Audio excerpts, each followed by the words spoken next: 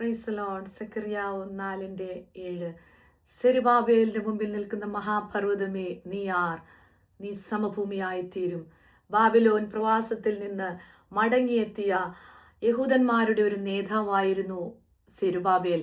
എങ്കിൽ ആ തകർന്നു പോയ ദേവാലയം വീണ്ടും പണിയണം എന്നുള്ളതായിരുന്നു സെരുബാബേലിന്റെ ദൗത്യം. എങ്കിൽ ശത്രുവിൻ്റെ ഭീഷണിയും പലവിധമായ പ്രതികൂലങ്ങളും പ്രതിസന്ധികളും അവനത് പണിയുവാൻ തടസ്സമായി നിൽക്കുവാനിടയായി തീർന്നു. എങ്കിൽ ദൈവത്താൽ വാഗ്ദത്തം പ്രാപിച്ച ആ സെരുബാബേലിനോട് യഹോവയായ കർത്താവ് ഇപ്രകാരം അരുളി ചെയ്യുവാനിടയായി തീർന്നു: സെരുബാബേലെ, സൈന്യത്താലുമല്ല ശക്തിയാലുമല്ല, എൻ്റെ ആത്മാവിൻ്റെ ശക്തിയാലത്രേ.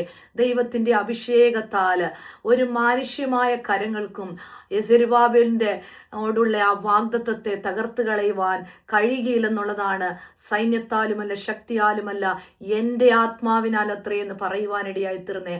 ആകയാൽ നിങ്ങളുടെ ജീവിതത്തിൽ പർവ്വതസമമായി നിൽക്കുന്ന ആ മഹാപർവ്വതം പോലെ നിൽക്കുന്ന എന്തെല്ലാം പ്രശ്നങ്ങൾ ഈ ജീവിതത്തിൽ ഉണ്ടെങ്കിലും നമുക്ക് കർത്താവിന് മുമ്പിൽ ഒന്ന് കൊണ്ടുവരുമ്പോൾ, ഒരു മനുഷ്യരാൽ നമുക്കത് അസാധ്യമെന്ന് കരുതിയാലും എൻ്റെ ദൈവത്തിന് മുമ്പിൽ ഒരു കാര്യവും അസാധ്യമല്ല.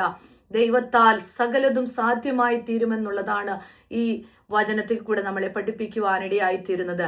നമുക്കറിയാം, പെട്ടകം ചുമന്ന അഭിഷക്തന്മാർ യഹോവയുടെ സാന്നിധ്യത്താൽ, ആ അഭിഷേകത്താൽ കരയും കവിഞ്ഞൊഴുകുന്ന യോർദാന്റെ മുമ്പിൽ ഒന്ന് കരയിലേക്ക് ആ വെള്ളത്തിൻ്റെ അരികിൽ ഒന്ന് കാൽ വെച്ചപ്പോൾ തന്നെ കരയും കവിഞ്ഞൊഴുകുന്ന യോർദാനെ, അതിൻ്റെ ഒഴുക്കിനെ നിർത്തലാക്കുവാൻ കഴിഞ്ഞു.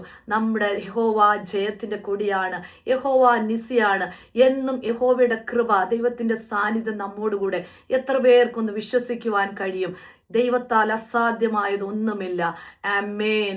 God bless you all.